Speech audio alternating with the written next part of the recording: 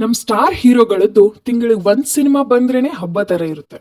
ಅದೇ ಒಂದೇ ತಿಂಗಳಲ್ಲಿ 2 ಸ್ಟಾರ್ಗಳದ್ದು, ಅದರಲ್ಲೂ ಮೋಸ್ಟ್ ಎಕ್ಸ್ಪೆಕ್ಟೆಡ್ ಮೂವೀಸ್ಗಳದ್ದು ಒಂದೇ ಸಲ ರಿಲೀಸ್ ಆದ್ರೆ ಜಾತ್ರೆನೆ.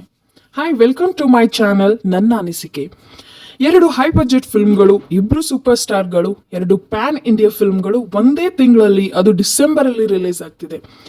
ಒಂದು ನಮ್ಮ ಚಾಲೆಂಜಿಂಗ್ ಸ್ಟಾರ್ ದರ್ಶನ್ ಅವರದ್ದು ಡೆವಿಲ್, ಮತ್ತೆ ಆಕ್ಷನ್ ಪ್ರಿನ್ಸ್ ಧ್ರುವ ಸರ್ಜಾ ಅವರ ಕೇಡಿ. ಹೈ ಬಜೆಟ್ ಮೇಕಿಂಗ್ ಹಾಗೆ ಫಸ್ಟ್ ಲುಕ್ ಟೀಸರ್ ಇಂದಾನೆ ಫುಲ್ ಎಕ್ಸ್ಪೆಕ್ಟೇಷನ್ ನ ರೀಚ್ ಮಾಡಿಸಿರೋ ಸಿನಿಮಾನೇ ಡೆವಿಲ್.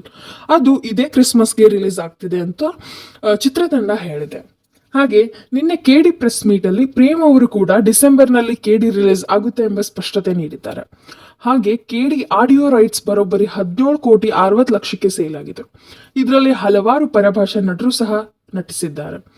ಇದು ಕೂಡ ಹೈ ಎಕ್ಸ್ಪೆಕ್ಟೆಡ್ ಮೂವಿ ಅಂತಾನೆ ಹೇಳ್ಬೋದು. ಈ 2 ಸಿನಿಮಾ ಒಂದೇ ತಿಂಗಳಲ್ಲಿ ರಿಲೀಸ್ ಆಗ್ತಿರೋ ಖುಷಿ ವಿಚಾರ. ಸ್ಟಾರ್ ವಾರ್ ಆಗಲ್ದೇನೆ ಈ 2 ಸಿನಿಮಾನು ಸಕ್ಸಸ್ ಆಗಲಿ ಅಂತ ಆಶಿಸೋಣ. ಇದು ಈ ವಿಡಿಯೋದ ಅನಿಸಿಕೆ. ಹೆಚ್ಚಿನ ಆಸಕ್ತಿಕರ ಮಾಹಿತಿಗಾಗಿ ನಮ್ಮ ಚಾನೆಲ್ ಅನ್ನು ಸಬ್ಸ್ಕ್ರೈಬ್ ಮಾಡಿ. ವಿಡಿಯೋ ಲೈಕ್ ಆದಲ್ಲಿ ಲೈಕ್ ಅಂಡ್ ಶೇರ್ ಮಾಡಿ.